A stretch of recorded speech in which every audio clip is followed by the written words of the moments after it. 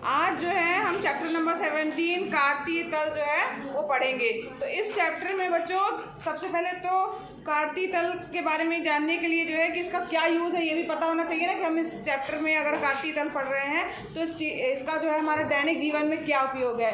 तो जैसे मान लीजिए ये क्लासरूम है, बात नहीं करो, ये क्लासरूम है और इसमें स्थिति अगर मान लीजिए बतानी है कि मान लो ये लड़की ये कहाँ बैठी हुई है, अब कैसे पता चलेगा? कैसे बताओगे इसको?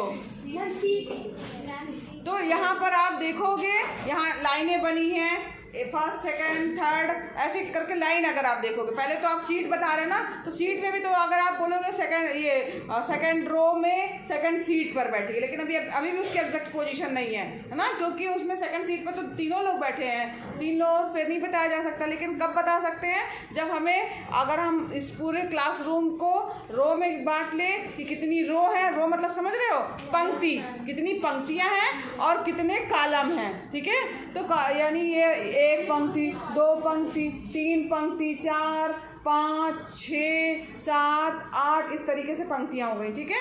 और यहाँ पर अगर मान लीजिए इसकी एग्जैक्ट पोजीशन बतानी है मुझे, तो क्या होगा कि पहली दूसरी तीसरी चौथी पंक्ति में ये सेकंड नंबर पे है, तो ये इसको हम एग्जैक्ट बोलेंगे, चौथी पंक्ति में ये दूसरे नंबर पे बैठी हुई है ना, चौथी पंक्ति में दूसरा कॉलम। तो 1 2 3 4 5, हाँ सारी पांचवी पंक्ति में जो है वो सेकंड नंबर पे बैठी हुई है, ठीक है। तो यहाँ पर देखो पांचवी पंक्ति में सेकंड नंबर पे अगर बात की जाएगी कि कौन सी लड़की बैठी है तो उसकी एग्जैक्ट पोजीशन आपको पता चल जाएगी, ठीक। तो इस तरीके से जो है ठीक ठाक स्थिति या एकदम एक्यूरेट स्थिति ज्ञात करने के लिए जो है वो हमें जो है उसका निर्धारण करना ज़रूरी है कि कहाँ पे वो पूरी क्लास में बैठी हुई है। इसके लिए देखो कार्तीय तल जो बात आ रही है तो किसे कहा जाएगा? कार्तीय तल। तो यहाँ पर देखो आपने संख्या रेखा देखी होगी, संख्या रेखा देखी है? तो यहाँ संख्या रेखा देखो आपने देखी होगी, इसके अनुसार जो है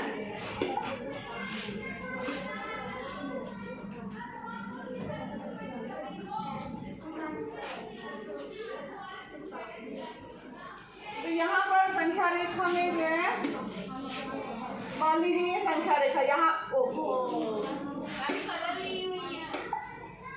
अब यहाँ पर देखो पेंसिल में गए, अब इसमें मान लीजिए कर रहे हैं, अब यहाँ संख्या रेखा में मान लीजिए यहाँ पर इसके नामांकन आपको करने होंगे। मान लीजिए यहाँ पर आप इसको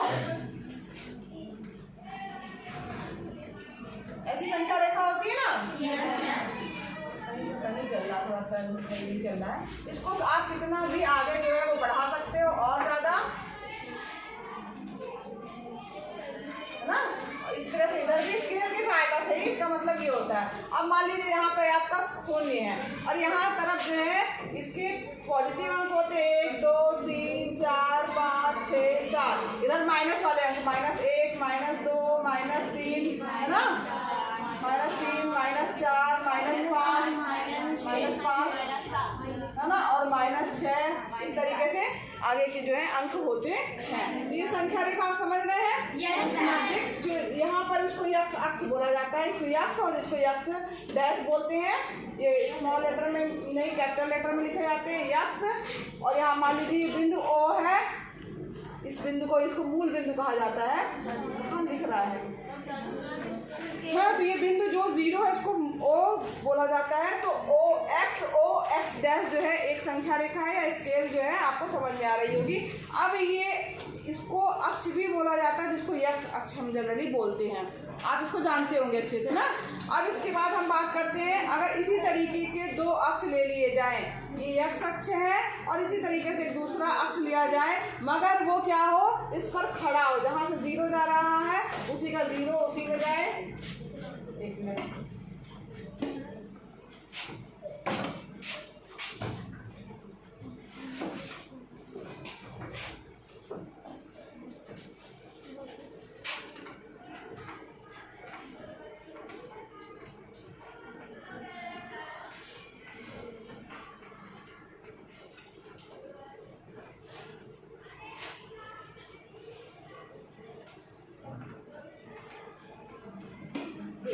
अब यहाँ पर मान लीजिए इसी को और ऊपर बढ़ा दिया जाए,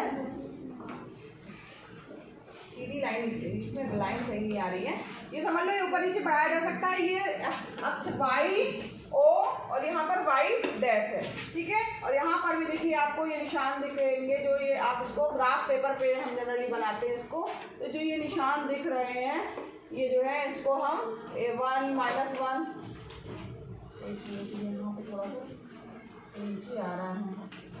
चलो यहाँ पर 0 के बाद ऊपर के जो जितने भी अंक रहेंगे वो धनात्मक रहेंगे और नीचे के जितने भी अंक रहेंगे वो ऋणात्मक रहेंगे। तो यहाँ पर आपका क्या हो गया 1 2 3 4 5 6 7 8 9, ठीक है।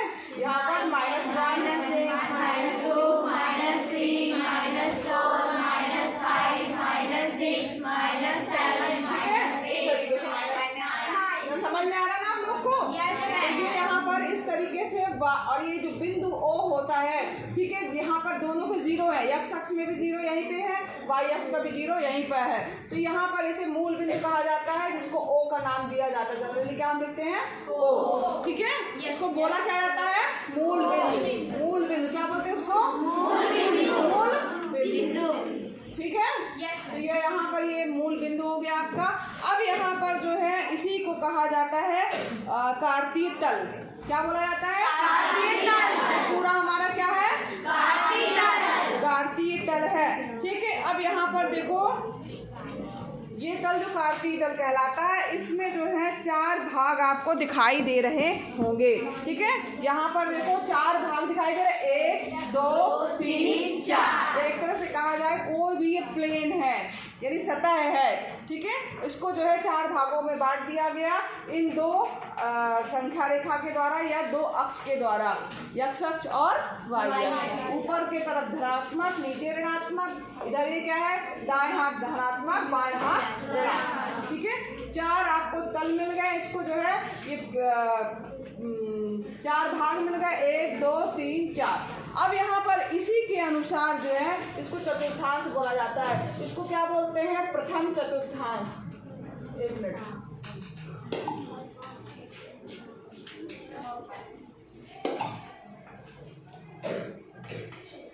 चतुर्थांश।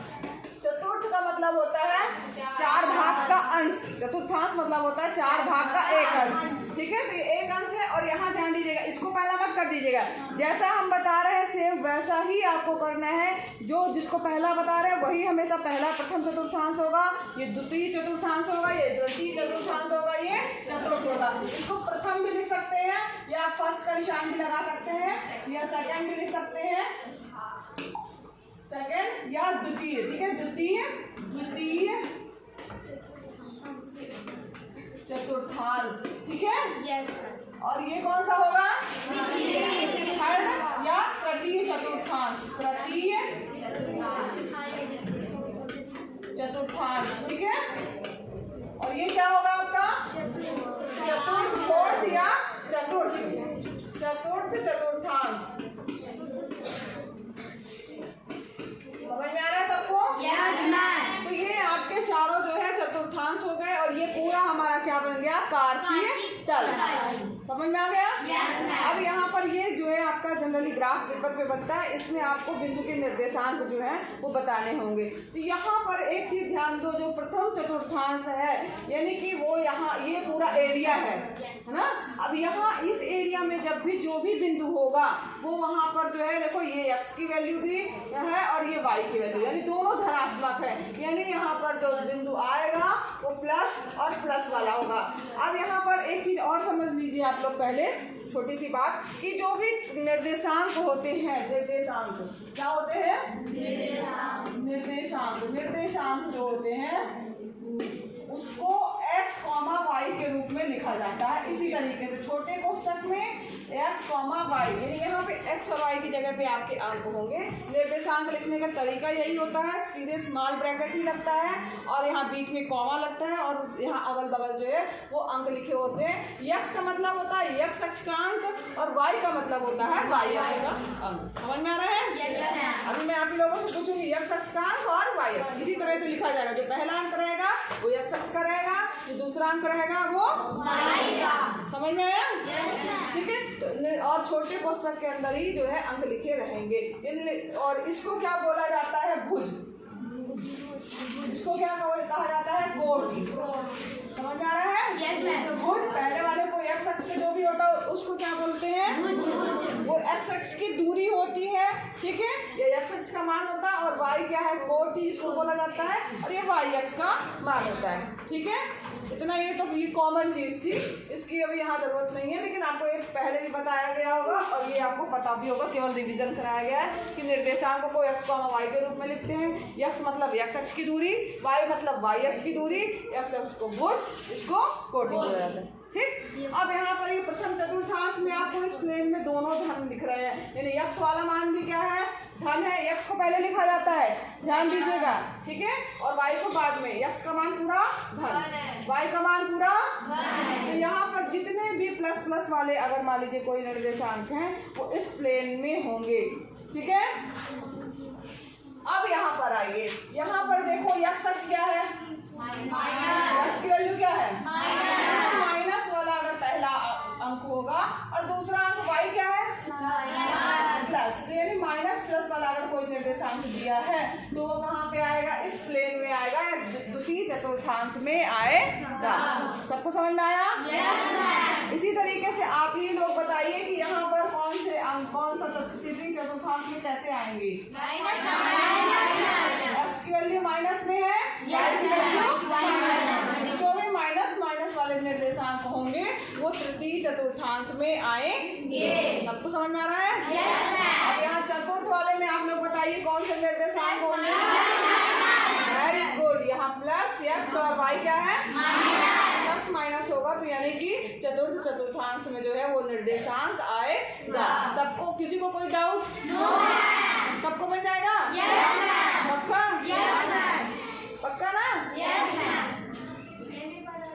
एक बार और बता दें, देखो ये जो x और y जो भी आप तल बनाएंगे वो एक x अक्ष बनाएंगे, ये हो गया आपका एक जीरो के इस तरफ दाएं हाथ पे प्लस बाएं हाथ पे माइनस। सेम यही जीरो से जो है y अक्ष जाएगा, जो इसका भी जीरो होगा, और यहाँ ऊपर की तरफ सारे प्लस, नीचे की तरफ माइनस। अब यहाँ चतुर्थांश है, चार भाग आपको दिख गए, एक तरीके से इस पेज के चार भाग दिख गए, 1 2 3 4। यहाँ पर 1 2 3 4 नहीं कर देना है, जो बता रहे हैं फर्स्ट वही फर्स्ट है, जो बता रहा है सेकंड वही सेकंड है, जो थर्ड वो थर्ड और ये फोर्थ। ठीक, तो ये फर्स्ट है, ये सेकंड है, थर्ड है, फोर्थ। ठीक। अब यहाँ पर देखो, इसमें अब जो निर्देशांक लिखे जाते हैं वो x, y के रूप में लिखे जाते हैं। x मतलब x अक्ष पे दूरी, y मतलब y अक्ष पे दूरी।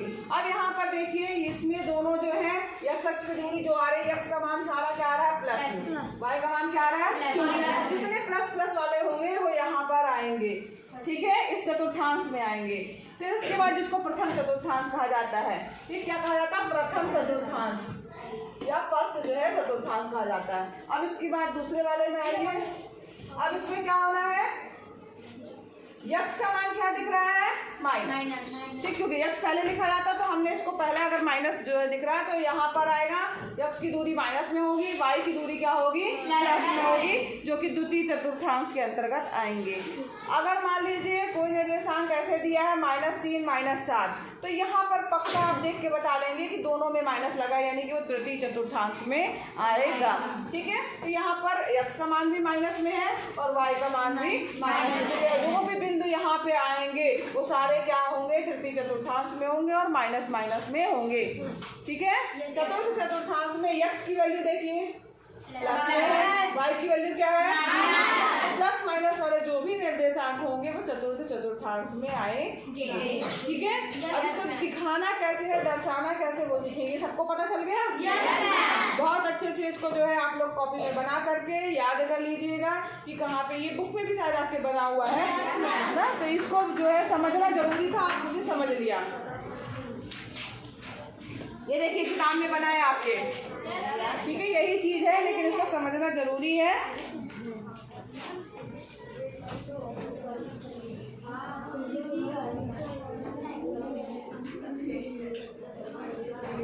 भुज कोट भी आप पढ़ चुके हैं। अब हम देखेंगे कैसे जो है किसी बिंदु को जो है हम आलेखित करेंगे किस, और देखेंगे कि वो बिंदु कहाँ पर आएगा, किस तल पे आएगा और उसकी एग्जैक्ट लोकेशन क्या होगी, कि हम उसको कैसे जो है करेंगे। मान लीजिए ये सबने देख लिया, नेक्स्ट करें।